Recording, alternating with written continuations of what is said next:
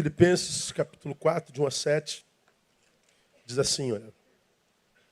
Portanto, meus amados e saudosos irmãos, minha alegria e coroa, permanecei assim firmes no Senhor, amados. Paulo escrevendo a uma igreja. Rogo a Evódia e rogo a Sintique que sintam o mesmo. E peço também a ti, meu verdadeiro companheiro, que as ajudes, porque trabalharam comigo no Evangelho e com Clemente e com outros meus cooperadores, cujos nomes estão no livro da vida. E ele começa a aconselhar. Regozijai-vos sempre no Senhor. Outra vez digo, regozijai-vos. Seja a vossa moderação conhecida de todos os homens. Perto está o Senhor. Não andeis ansiosos por coisa alguma. Antes, em tudo, sejam os vossos pedidos conhecidos diante de Deus pela oração e súplica com ações de graças. E nós fizemos referência a esse e, que dá a ideia do resultado da obediência aos conselhos anteriores.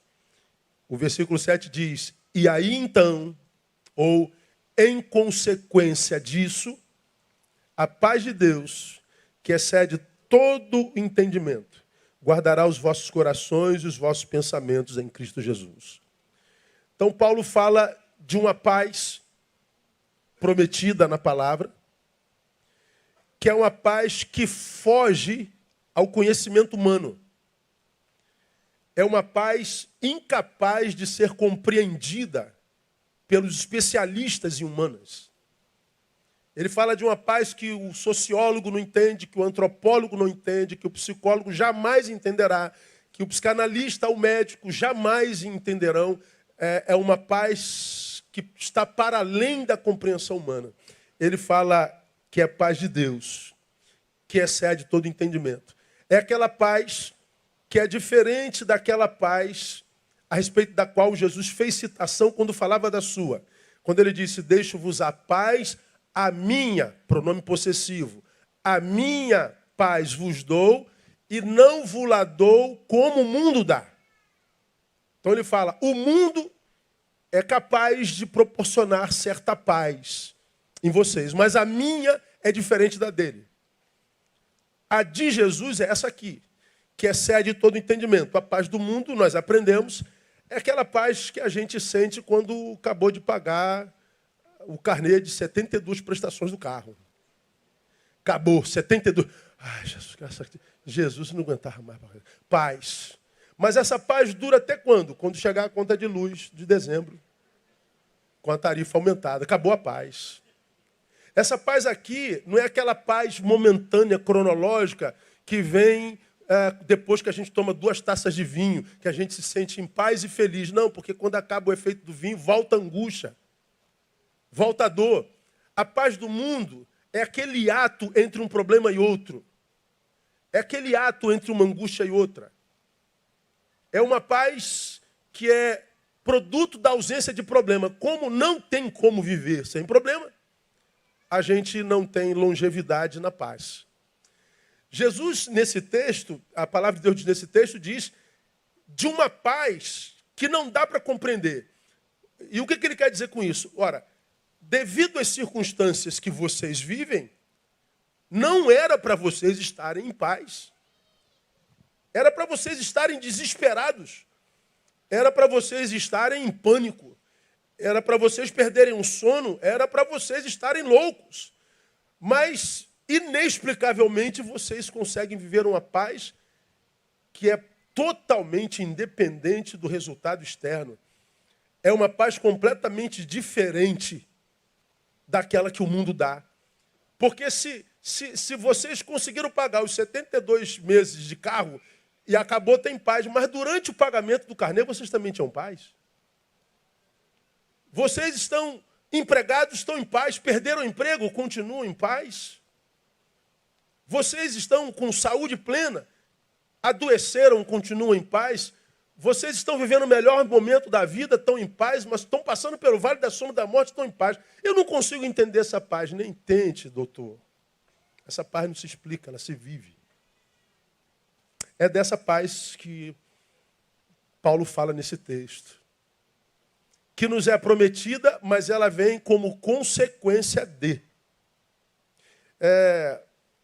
Eu falei que essa palavra eu ministrei na semana passada em função de um documentário que eu vi sobre a guerra de Israel com a Palestina, contra o Hamas, que é o movimento islamista palestino, que é considerado terrorista pelos Estados Unidos, na minha concepção também o é, que trabalha em 3 vertentes, a filantrópica, a política e a armada. E a armada é a que nós conhecemos aqui no Ocidente, aquele pessoal que explode tudo e todos que a gente vê lá, mas a razão a gente desconhece plenamente, na verdade. Eu estava vendo aquele documentário e, diante de tantas atrocidades que eu vi nessa guerra que dura décadas, um fato me chamou a atenção que não foi nem com relação às muitas mortes que a gente vê acontecer nessa guerra que a gente acompanha de longe. Em 2006, no ano em que o Hamas venceu as eleições parlamentares lá na sua nação, e em função disso o número de mortes aumentou assustadoramente como nunca antes na história daquelas batalhas, um bilionário israelense ofereceu $1 bilhão para o primeiro-ministro de Israel assentar-se com o líder do Hamas. Como quem diz, cara, eu não aguento mais ver tantas mortes. Vamos dialogar, vamos buscar a paz, vamos sentar à mesa. Vamos tentar chegar num denominador comum, vamos dialogar, vamos parar com isso. Vocês não sentam à mesa, eu ofereço $1 bilhão. Você sabe o que é $1 bilhão? Não sabe, nem nunca saberá, né, irmão? Não tem como a gente mensurar um negócio desse. Eu ofereço $1 bilhão. Bom, o líder do Hamas respondeu assim, ipsis literis, não queremos falar de paz, nem conversar sobre ela. Não queremos falar de paz, nem conversar sobre ela. Como quem diz, a paz não é um produto que nos interesse. A paz não faz parte do meu arcabouço de valores. Não queremos falar sobre paz. Olhando irmão, essa frase, como eu falei domingo passado, ela mexeu demais comigo. Como que alguém pode não desejar a paz? Como que alguém pode fazer opção pela guerra? Aí eu perguntei, será mesmo que é possível que nós, como seres humanos, percamos a competência de ser em paz?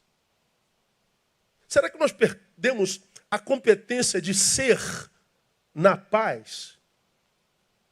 Será que nós chegamos a um ponto em que viver a paz já não nos é mais possível? Será que nós chegamos a um ponto na nossa existência que nós só nos percebemos como seres no litígio? Será que nós chegamos a um ponto que eu só me sinta vivo em guerra? Será que nós chegamos a um ponto que a paz possa ter se tornado o nosso inferno? Eu estou em paz. E estar em paz me angustia. Estar em paz me faz sentir-me sem vida. Estar em paz é viver o meu inferno. Eu preciso de uma guerra. Eu preciso de um litígio. Será que nós chegamos a esse ponto? Eu acredito que nós chegamos a esse ponto. Porque nós vemos guerra entre os homens, irmãos, em todas as instâncias. É pai contra filho, marido contra mulher, vizinho como vizinho, religioso contra religioso, crente contra crente, é flamenguista contra vascaíno, é preto contra branco, é guerra. Nós estamos em guerra. Você entra na rede social, é guerra por tudo e por nada.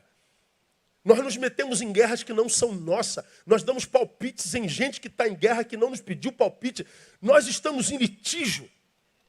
E a gente fica perguntando, meu Deus, por que tanto litígio? Por que tantos antagonismos? Por que tanta guerra? Talvez porque se eu não estiver em guerra contigo, a minha vida perca sentido.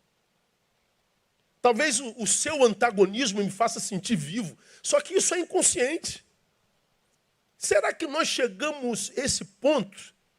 Aí nós fizemos menção de uma fala de Blaise Pascal, que eu acho que justifica exatamente o que nós estamos falando aqui. Blaise Pascal, a frase está lá, vê se você acha aí, painel. Diz assim, nada é mais insuportável para o homem do que estar em repouso, sem paixões, sem afazeres, sem divertimento. Nada é mais insuportável para o homem do que estar em repouso, sem paixões, sem afazeres, sem divertimento. Ele sente então todo o seu nada, seu abandono, sua impotência, seu vazio. Blaise Pascal. O homem em repouso sente seu nada. O homem sem sentido, sem utilidade, ou seja, mergulhado na futilidade, o que ele sente é seu vazio, seu nada, sua angústia, seu inferno. E para não ser tragado pelo inferno que o habita, ele transforma em inferno a sua vida. Ele precisa infernalizar a sua vida. A paz não é desejo de todos os homens. Mesmo que haja discurso de paz na sua boca. Quando eu pensei sobre isso, irmão, eu fiquei pensando, meu Deus, o que será de nós, então? Que esperança há para nós? Porque quando a gente está em guerra, teoricamente a gente está em guerra em busca da paz. Por que eu estou brigando contigo? Estamos em litígio. Então vamos dialogar, vamos guerrear para que a gente chegue na paz. Mas aí a gente descobre que a gente não está guerreando mais em busca da paz. A gente está guerreando para se sentir vivo. Então a guerra, que tanto mata, é uma necessidade para a manutenção da vida. Ora, se eu só me sinto vivo em guerra, e nós fazemos parte de uma geração absurdamente fútil, nada útil, vazia, me parece que nós não temos como acabar com a guerra no mundo. Como Jesus sabia disso, como a palavra nos revela que Deus já sabia disso, é lógico, ele diz, é por causa disso que eu lhes darei uma paz que excede todo entendimento. Eu vou dar a vocês a capacidade de não ser tragado por esse tempo litigioso. Porque se você depende da paz no mundo para sentir paz, você vai viver o mesmo inferno dos que guerreiam para se sentir vivo. Ele fala de uma paz que é possível para além das circunstâncias, é transcircunstancial. É dessa paz que o texto fala. Agora, como é que a gente é preparado e capacitado para viver essa paz, meu irmão? Nós aprendemos no domingo passado, primeiro, restituindo ao Senhor o primeiro lugar na vida. O versículo 4 diz, regozijai-vos sempre. Quando essa palavra me foi pensada, eu falei, como é que eu posso me regozijar sempre, Paulo? Quem é que está sempre feliz? Quem é que está sempre em regozijo? Mas aí ele conclui a palavra, regozijai-vos sempre aonde? No Senhor. Se a fonte da minha alegria é Deus, se a fonte da minha alegria não são coisas nem pessoas, se minha fonte primária de alegria é o meu Criador, o meu Senhor, então ele está dizendo, independente do que aconteça do teu lado, você vai ser capacitado por uma paz que te permita viver regozijo, independente de tudo e de todos. Regozijai-vos sempre no Senhor. Se o regozijo primeiro não for o Senhor, nenhum outro regozijo na vida trará satisfação e equilíbrio ao ser humano. É mais ou menos o que diz o Salmo 37, versículo 4. Deleita-te também no Senhor, e Ele te concederá o que deseja o teu coração. O salmista já diz, olha, você pode ter outros deleites. Como eu disse, minha esposa é um deleite, me dá muita alegria. Minhas filhas são deleites. A igreja Betânia me dá muita alegria. Quando a gente vê o que a gente viu aqui ontem, quando a gente vê a relevância de uma igreja diferente de tantas outras igrejas por aí, ser pastor de uma igreja dessa me dá muita alegria. Eu tenho amigos que me trazem muita alegria. Momentos estanques na nossa existência trazem muita alegria. Mas se o Senhor também não for fonte de minha alegria, nenhuma dessas alegrias são capazes de trazer plenitude ao ser. Regozija-te no Senhor. Tem a ver com a experiência dos apóstolos, naquele discurso, como eu falei domingo passado, quase antropofágico de Jesus, quando ele diz, lá no versículo 66 do capítulo 6 de João, quando nesse capítulo ele diz, ó, quem não comer a minha carne, quem não beber do meu sangue não tem parte comigo. As pessoas ficaram escandalizadas. Beber teu sangue? O senhor está louco, pô, a gente é vampiro. beber teu sangue, comer tua carne, nós somos antropófagos. O que o senhor acha que a gente é? Não, Jesus estava falando de uma questão espiritual. Mas eles não entenderam isso, se afastaram de Jesus. Aí Jesus, então, que não depende de aplausos, não é refém de afetos de quem quer que seja, vira-se para os seus discípulos no 66 e diz: por causa disso, muitos dos seus discípulos voltaram para trás e não andaram mais com o Senhor, com ele. Perguntou então Jesus aos 12: quereis vós também retirá-vos? Respondeu-lhe Simão Pedro: Senhor, para quem iremos nós? Tu tens a palavra de vida eterna. Jesus está dizendo: vocês querem ir embora também? Vaza! Vocês querem sumir da minha presença? Sumam! Pedro então diz: Senhor, para quem iremos nós? A nossa fonte é o Senhor. É no Senhor que nos alimentamos. É no Senhor que nós nos alegramos. O Senhor é a razão da nossa vida. Para onde nós vamos? Onde há vida, longe da vida que o Senhor proporciona. É disso que o Senhor está falando.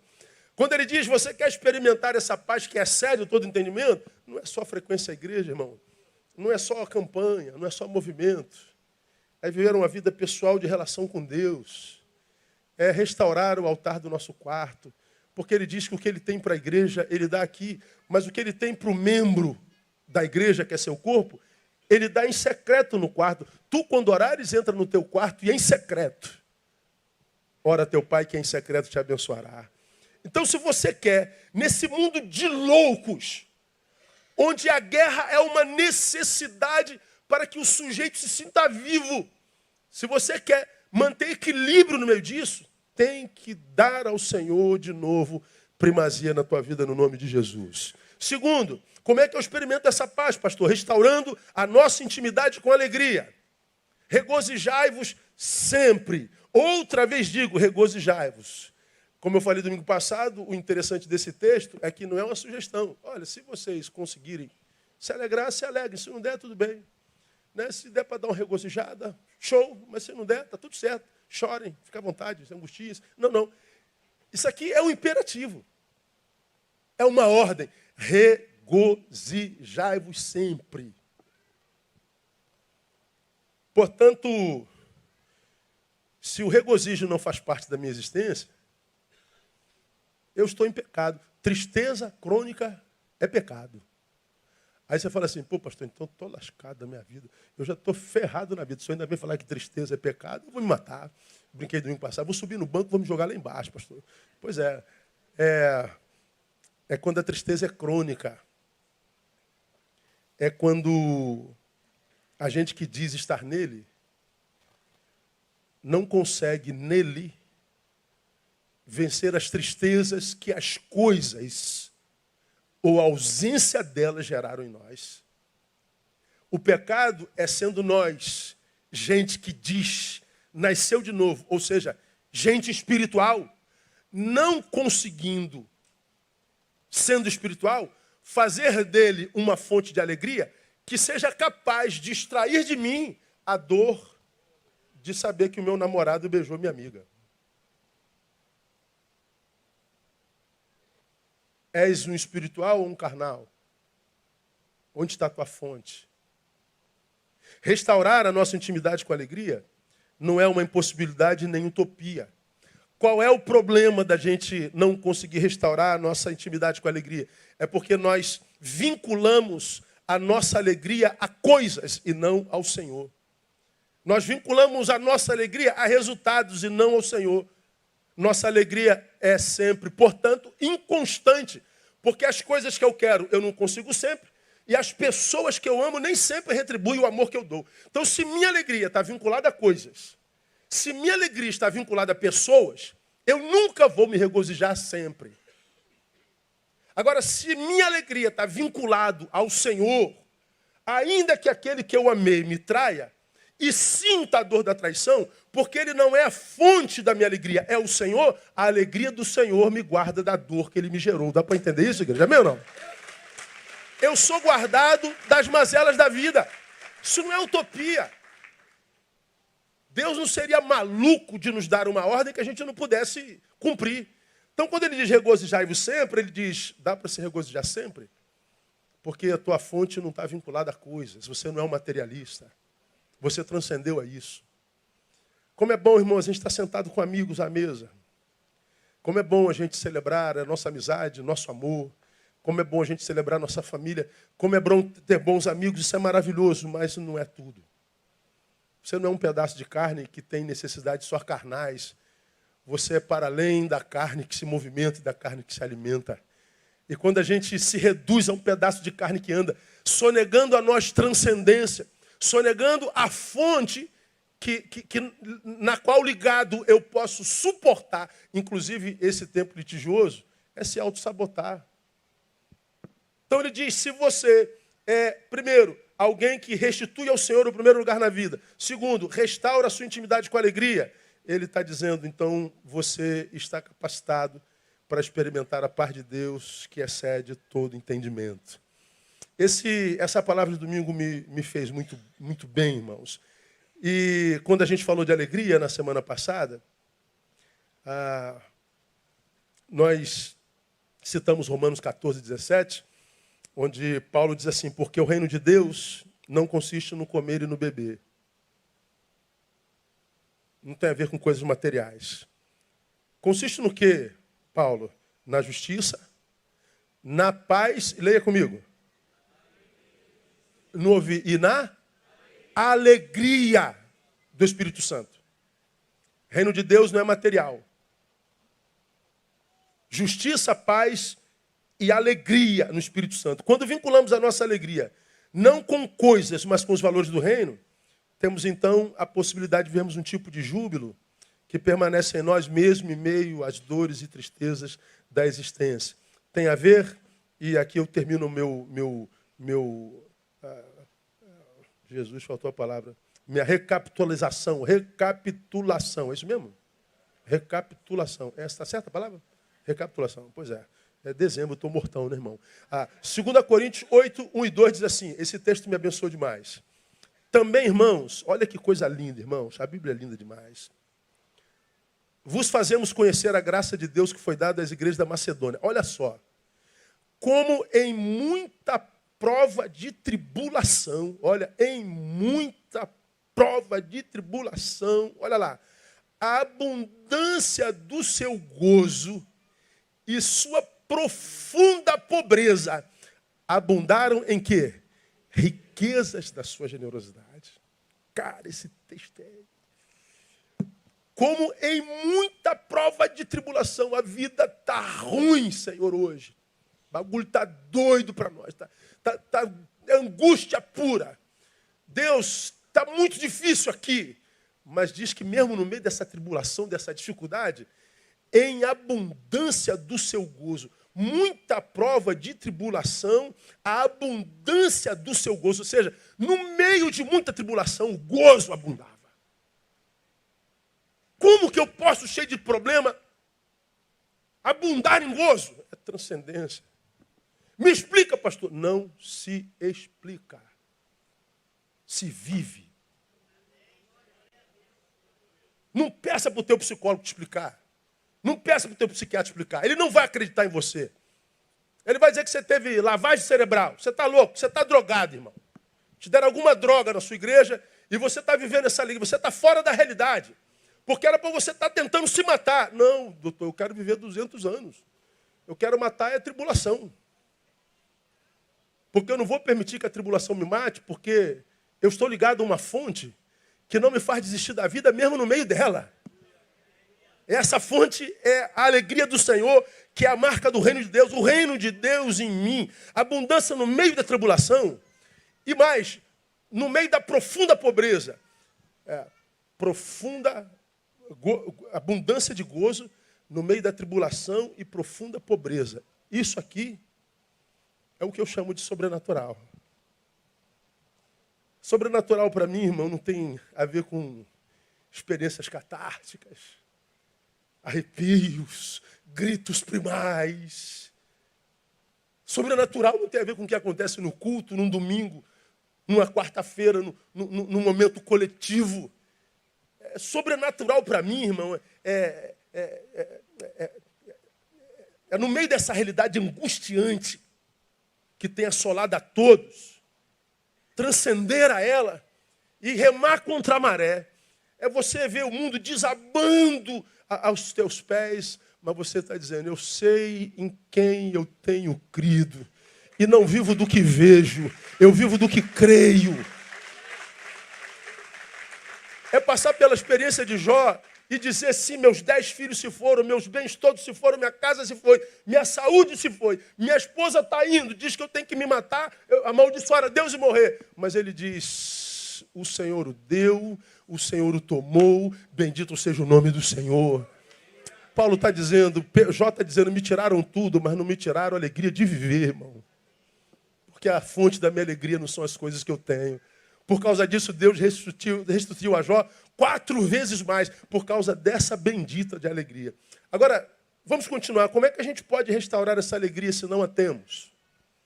Como gozar da paz, a gente já sabe. Em primeiro lugar, o Senhor, de novo.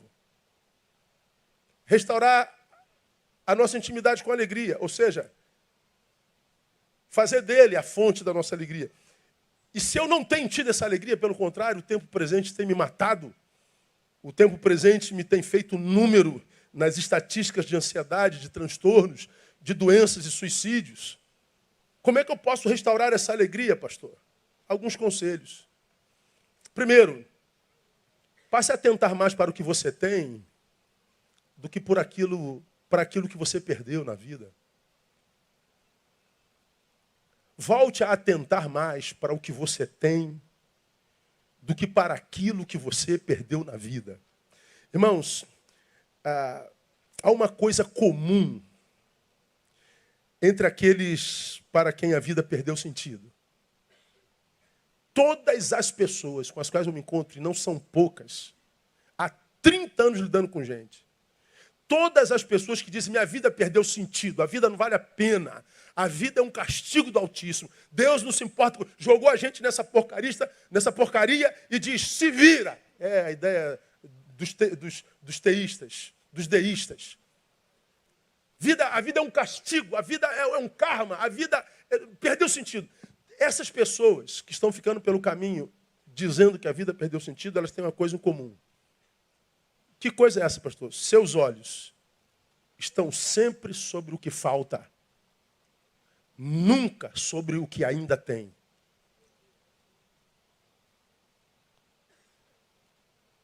Perdeu o emprego? Perdi. Pronto. Teus olhos só estão na perda do emprego. Aí você senta à mesa e você está comendo frango com quiabo. Mas está chorando sobre o frango com quiabo porque você está olhando para onde? Para o emprego que perdeu, quando devia estar celebrando o frango com quiabo. Irmão, tem coisa melhor do que frango com quiabo e angu molinho, irmão? Fala a verdade, irmão. Oh, minha boca chegou a encher d'água agora, assim. Pelo amor de Deus. Agora, você está comendo frango com quiabo chorando, perdi o emprego, meu Deus do céu. O dinheiro só vai dar para um mês. Como é que vai ser daqui a um mês? Oh, irmão, você tem um mês pela frente. Você tem frango hoje. Seus filhos estão no trabalho, seus filhos estão na escola. Você está com o corpo perfeito. Você está preparado porque trabalhou nisso muito tempo. Você foi atendido, sustentado pelo Senhor até hoje. Como é que você pode deixar de olhar para o que tem, preocupando pelo que você não tem? Quem para de olhar para o que tem, para sofrer pelo que não tem, vai ficar pelo caminho e Deus não pode fazer nada. Como é que eu restauro minha alegria, irmão? É atentando mais para o que eu tenho. É como aquele garoto, eu já preguei sobre isso aqui, que está andando na rua de sandália havaiana, distraído. Aí ele está olhando para a lua, ou então está no bendito do celular, como um retardado, como todos vós. Está ali, ó, não olha para nada. Aí tem uma pedra no caminho, ele está de chinelo, ele dá uma topada na pedra e arrebenta o dedão do dedo, o tampão do dedo. Aí vem um palavrão na boca, filho da perdição. Esse é um palavrão gospel, o outro você também conhece. Ele arrebenta a tampa do dedão e diz, vida miserável. Droga, quem botou essa perna aqui? Miséria de pedra, vida maldita. Aí, ali na frente dele, tem um garoto sentado numa cadeira de roda, cujas pernas não mexem. E que de lá ele está olhando para o garoto com um tampão arrebentado no dedo, dizendo, quem me dera poder arrebentar a tampa do meu dedo por ter dado um chute na pedra. Você entende o que eu estou falando, irmão? Droga, eu tenho que usar essa muleta de olho, de olho. Esse meu astigmatismo maldito, essa minha miopia do diabo. Até você se encontrar com o cego. Pastor, a minha vida não tem sentido, pastor. Engordei 10 quilos esse mês. Esse demônio da gordura, que não sai de jeito nenhum, pastor. Que desgraça de vida. Pois é. Aqui no Ocidente, a gente sofre porque a gente não sabe como parar de comer. Grande parte do mundo, eles sofrem porque não sabem quando vão comer. A gente sofre porque está gordo. O nosso problema é gordura. E você já parou para pensar como isso é uma bênção?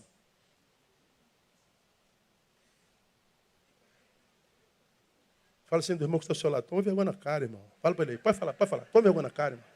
Você que está reclamando que é gordo. Eu ia falar, catuca o gordinho que está do teu lado, mas vou falar que é preconceito, gordofobia. O problema são os demônios que nos cercam. Eu estava entrando aqui agorinha. Pastor Giovanni falou assim, está engordando, hein, pastor? Ah, está amarrado, Satanás. Porque a minha esposa emagreceu, mas tu engordou, hein? Vai com Deus. Né? O cara tem que te lembrar que você está gordo. Você entendeu um negócio desse, cara? Agora, a gente está gordo porque tem comida, irmão. Porque depois do frango com quiabo tem pudim. Depois do pudim tem cafezinho. Depois do cafezinho, daqui a meia hora, está com fome de novo. Aí come pão com queijo. Eu estou gordo, pastor. Senhor, a vida não vale a pena.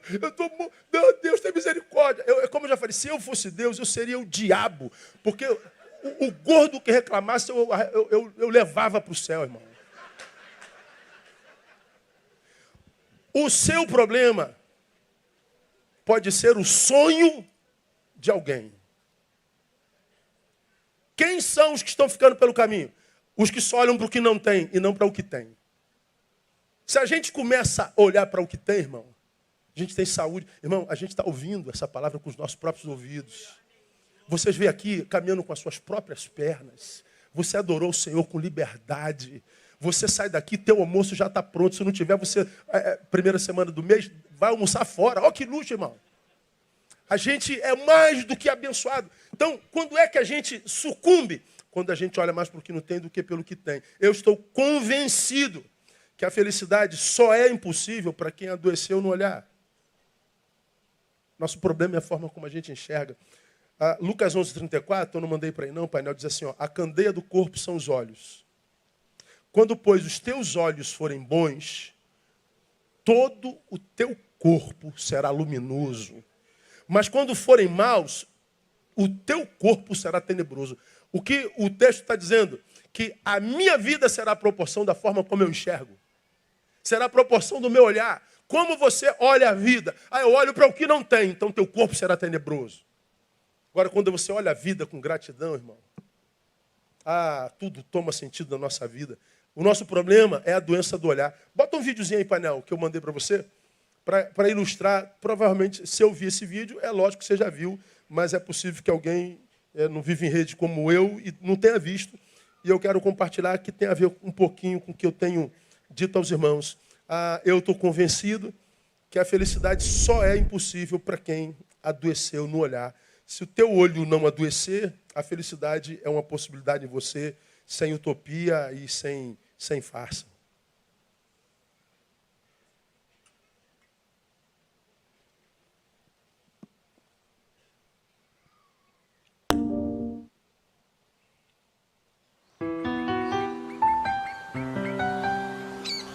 Nice shoes, where'd you get them from? Yeah, shoes.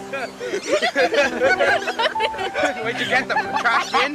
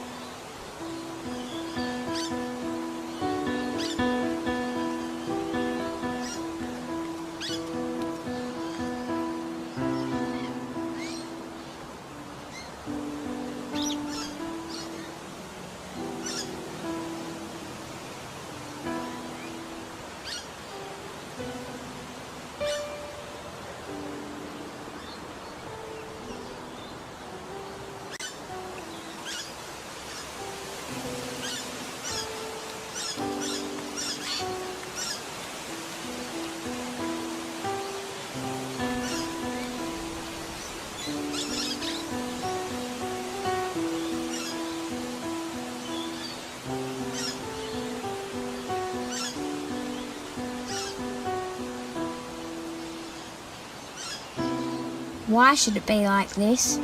I don't know. It's not fair. Yeah, I know. There's nothing that we can do. I don't want to be like this. Me neither. I wish I was like him. I want to be like him. I want to be like him. I want to be like him.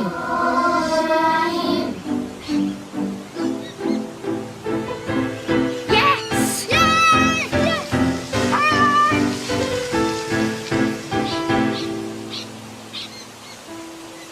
Sorry to take so long, dear. Are you ready to go now?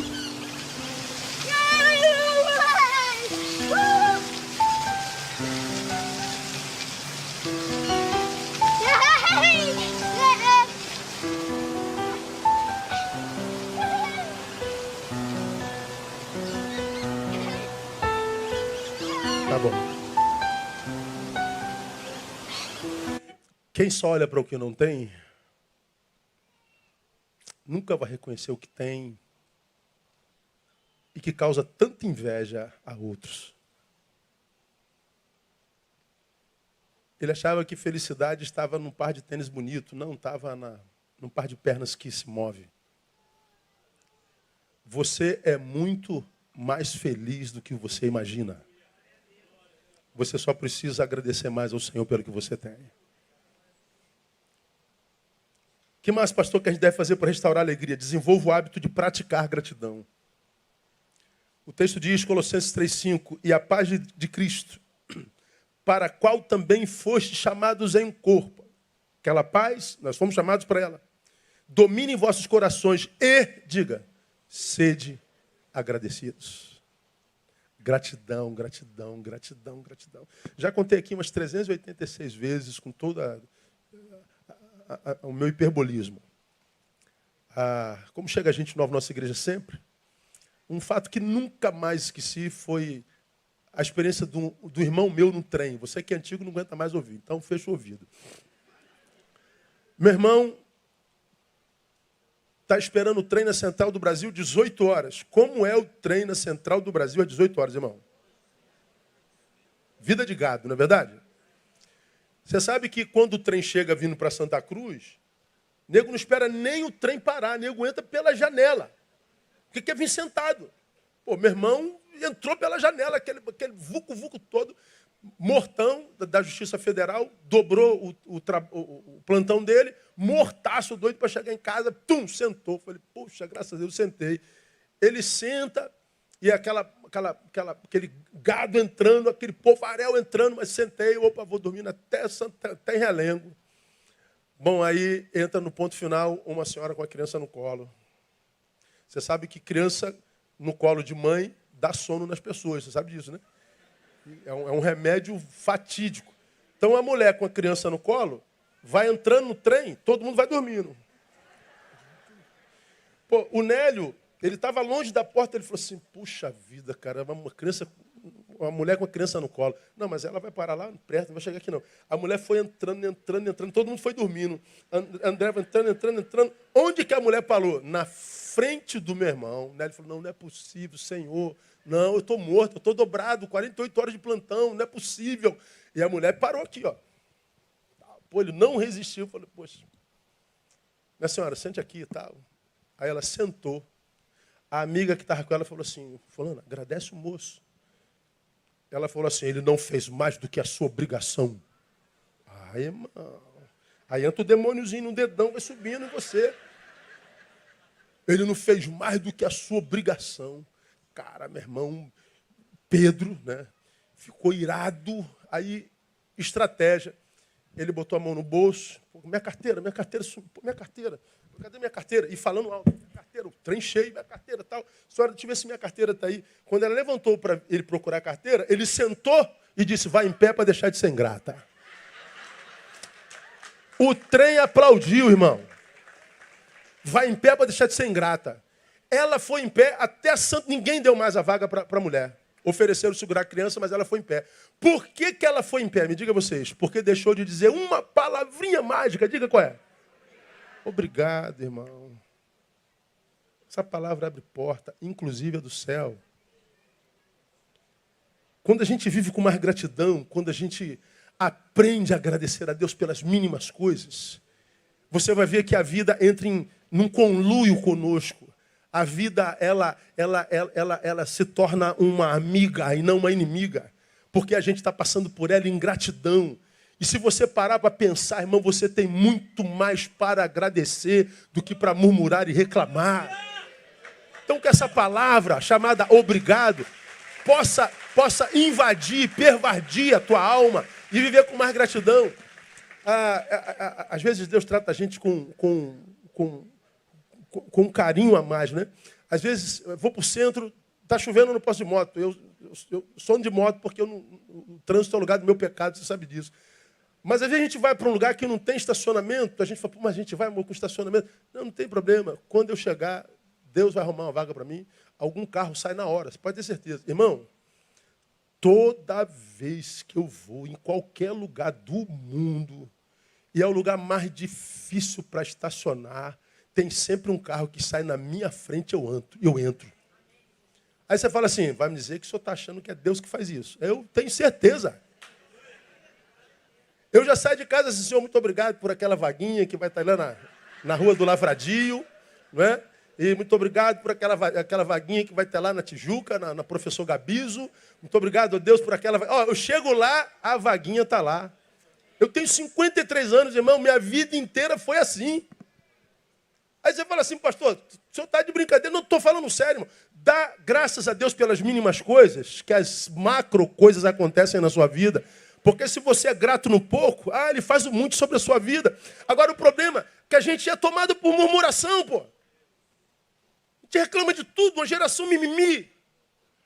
Uma geração completamente incapaz de viver antagonismo. Qualquer coisa deforma o sujeito de adorador para murmurador. Adorador Deus procura, murmurador ele rejeita. Como que eu restauro a alegria? Gratidão. Como que eu restauro a alegria, pastor? Desenvolvo o hábito de praticar mais o silêncio. Irmão, se há uma coisa que nossa geração perdeu, essa geração perdeu, é a graça de viver e praticar silêncio. Todo mundo falando de todos, todo mundo falando sobre tudo, todo mundo vivendo uma vida verborrágica, uma vida sempre para fora, cuidando da vida alheia, como eu disse, uma geração especialistas em defeitos alheios, não em solução. Todo mundo dizendo a você o que você tem que fazer, o que você não pode fazer. Mas o pastor não pode aquilo, devia aquilo, e é isso. Tem gente que sabe mais de você do que você mesmo. Falam de você como se conhecesse você mais do que você mesmo. E esse que fala de você é você. Você que está aqui me ouvindo, fala para burro. Se mete em tudo, dá palpite sobre tudo. Como que a gente vai ter gratidão, irmão? Se a gente fala tanto. A Bíblia diz, não é o que entra pela boca que contamina o homem, mas é o que sai. Por que nós vivemos um tempo tão contaminado pela angústia, pela dor, pela desesperança? Por que nós vivemos uma vida tão sem comunhão, polarizada? Por que nós vivemos uma vida tão dolorosa? Porque é muita contaminação. Quando eu falo de você, o contamino é a mim. Nós precisamos voltar a praticar o silêncio, a solitude, a contemplação. É preciso que nós voltemos para nós um pouquinho, para que nós nos descontaminemos. Não é o que você diz de mim que me adoece. É minha reação ao que você disse de mim que me adoece. Não é o que você disse a mim, o que me contamina, é o que eu respondo a você.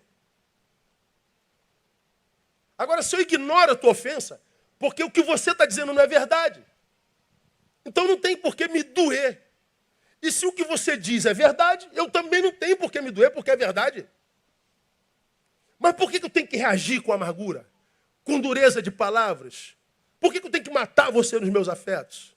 Ora, quando eu faço isso, eu me contamino. Como hoje todo mundo fala, silêncio é angústia, silêncio é quase uma impossibilidade. A gente não tem tempo, irmão, de contemplar o que está do nosso lado. Como você já aprendeu aqui, nós vivemos num tempo, inclusive, os crentes que amam milagre. Milagre, milagre, milagre. A igreja de mercado está na televisão arrastando multidões. Por que o milagre faz sucesso entre nós? Porque milagre não requer trabalho. Eu vivi minha vida errada a vida inteira, estraguei a minha vida. Aí o apóstolo diz, o Senhor vai restaurar a tua vida numa oração minha. Ou então pega o meu lencinho aqui, esfrega aí que você está curado. Quem é que não quer milagre, irmão? Não requer trabalho. Agora, se eu desenvolvo o hábito de voltar para mim, para que eu perceba os micromilagres e perceba que o macromilagre nada mais é do que a junção dos micromilagres vividos no dia a dia. É o micro, acordei hoje, micromilagre. Na minha mesa tinha pão com manteiga, micromilagre. O meu emprego está me aguardando, micromilagre. Desci a escada com as minhas próprias pernas, micromilagre. E não tinha lugar no ônibus, mas eu estava em pé segurando com a minha própria mão, micromilagre. E no meio do ônibus lotado eu consigo cantar o hino, micromilagre, micromilagre, micromilagre. No final das contas, a somatização dos micros dá no macro. Gente que quer o macro, mas não curte o micro. Nunca verá o macro. O que encontra no final é vazio. Desenvolva o hábito de praticar mais o silêncio, contemplação, de observar o que está no teu entorno. Sai um pouco desse celular, sai um pouco dessa rede. Volta para a vida real. Aprenda a celebrar o sorriso da criança, a beleza da rosa, sentir a gota da chuva. Aprenda a desenvolver diálogos com quem está na sua frente. Deixa que quem não está sentado à mesa, está longe, não roube do que está sentado à mesa o que você é. Larga isso. Ouça o que o outro está dizendo. Preste atenção na história. O que ele está dizendo pode ser muito importante e pode enriquecer a sua vida, mas a gente está sempre distraído. Se o que contamina é o que sai, irmão, o silêncio é um grande livramento que nós damos a nós mesmos. E tem um texto na Bíblia sobre o qual já ministrei, estou terminando, diz assim, aquietai-vos e sabei que eu sou Deus. Deus está dizendo, vocês só me sabem na quietude. Porque no vucu-vucu, vocês não me sabem, só ouvem falar de mim. Uma coisa é eu ouvir falar de Deus, outra coisa é sabê-lo. Outra coisa é conhecê-lo. Outra coisa é internalizá-lo. E não se internaliza Deus, não se tem experiência com Deus em vucu-vucu. Não se tem experiência de Deus com verborragia. Experiência com Deus só na quietude. Quietude. Acho que nós precisamos de seres humanos nesse tempo presente que sejam especialistas em silêncio. Aquietai-vos. Termino minha palavra, irmãos. Antes da paz, busque equilíbrio se a gente quer ter paz e alegria. Porque o versículo 5 do texto que nós lemos originalmente diz, seja a vossa moderação conhecida de todos. Não se entregue à ansiedade sem luta, porque o texto diz lá no 6a, não andeis ansiosos por coisa alguma, não desista da devoção e oração, 6b, antes em tudo sejam os vossos pedidos conhecidos diante de Deus pela oração e súplica. Então não desista da devoção. Não populariza a tua relação com Deus. Uma relação domingueira, templocêntrica e coletiva. Não. Propõe no teu coração, nós estamos no final do ano. Nesse final de ano a gente faz um monte de votos. Faça um voto de voltar para o silêncio do quarto. Restaura o altar do teu quarto. Pratica a devoção, a oração, a quietude, o silêncio, a gratidão. E você vai ver que mesmo nesse mundo louco, que para a qual a guerra é uma necessidade, portanto, é impossível que a gente acabe com a guerra no mundo, porque é só na guerra que o sujeito se sente vivo. A paz é sua angústia. Nós não temos como mudar o mundo, mas temos como mudar o nosso. Temos que mudar a forma como a gente se relaciona com esse mundo. Porque a paz que excede entendimento é paz cuja fonte não depende do que acontece do lado de fora. Minha oração é que cada um de nós não tenha essa paz no discurso, mas que tem essa paz no peito, que faz a gente, depois de um dia cheio de tribulação, dia no qual nós matamos um urso, nós matamos um leão, e nós chegamos em casa todo arranhado, todo ferido, mas a gente deita e diz: Senhor, muito obrigado por mais um dia de vida. E a gente agradece ao Senhor na nossa devoção e fala como o salmista: eu me deito e durmo, acordo, porque o Senhor me sustém. E a gente acorda no dia seguinte e vai para a guerra de novo, na esperança da sua palavra que diz: olha, vá em paz, meu filho, porque eu vou estar convosco nesse dia também. E em mim, esse dia já está prontinho. Para você só está começando, mas em Deus ele já está pronto. E é um dia de vitória na tua vida, no nome de Jesus. Que a paz de Deus, que excede todo entendimento, guarde sua mente e seu coração em Cristo Jesus, nosso Senhor. Aplauda Ele, vamos ficar em pé, vamos embora. Aleluia. Rubem, muito obrigado mais uma vez, Tiãozinho. Honra tê-los aqui. Já sabe o caminho, quando quiser é só chegar, viu? Obrigado a cada um de vocês. Meritíssimo, mais uma vez aí conosco. O homem vem lá de Copacabana. Tá gostando, né, Meritíssimo? Eita, glória. É assim mesmo, onde Jesus está, tem alegria.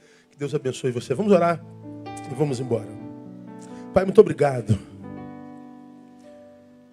Queremos dizer como salmista: alegrei-me, ou alegremo-nos. Nos alegramos quando nos disseram: vamos à casa do Senhor. E é bom estar na sua casa. Aqui há abundância de alegria, porque tu és a nossa fonte. Muito obrigado, porque na tua casa há escola de vida. A escola para o dia a dia, todo dia. Muito obrigado, Deus. Deus, se a guerra é uma necessidade para esse tempo, adestra nossas mãos para a peleja, como diz o salmista, e nos ajuda a amadurecer para viver essa paz que excede todo entendimento. Guarda a nossa mente e coração. Faz-nos úteis. Traga sentido para a nossa existência, uma vez que a nossa vida só encontra sentido quando a gente ajuda a dar sentido à vida de alguém. Recebe toda a honra, todo o louvor e toda a glória no nome de Jesus, nosso Senhor. Amém e aleluia. Aplauda Ele, Deus abençoe você. Até logo mais às 18 horas. Dá um abraço no teu irmão antes de ir embora.